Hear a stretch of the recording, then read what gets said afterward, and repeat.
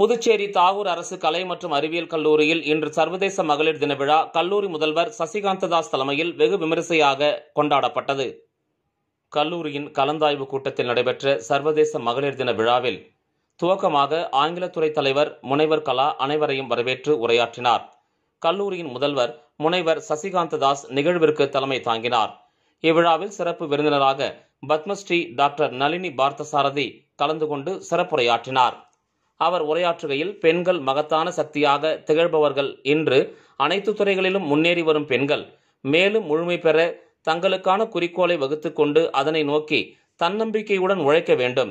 அப்போதுதான் அவர்கள் பெரும் சாதனைகளை செய்து வெற்றி இலக்குகளை எட்ட முடியும். மேலும் பிறருக்கு உதவும் சேவை மனப்பான்மையோடும் நாம் இருக்க வேண்டும் என்றும் அவர் எடுத்துரைத்தார். இவ்விழாவில் சிறப்பு விருந்தினர் பட்டய கணக்காளர் சுகாசினி திலீப், பணி நிறைவு பெற்ற பேராசிரியர்கள், மூத்த பேராசிரியர்கள் முதலானோர் சிறப்பிக்கப்பட்டனர்.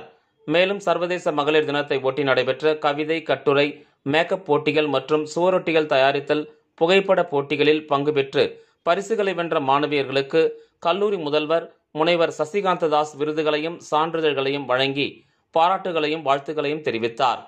நிறைவாக பேராசிரியர் முனைவர் சுனிதா நன்றி உரை வழங்கினார். கல்லூரியில் கூடுதல் பாடத்திட்ட செயல்பாட்டு மையம் மற்றும் கல்லூரியின் புதுமை படைப்புலகு மையமும் இணைந்து இவ்விழாவை நடத்தியது குறிப்பிடத்தக்கது.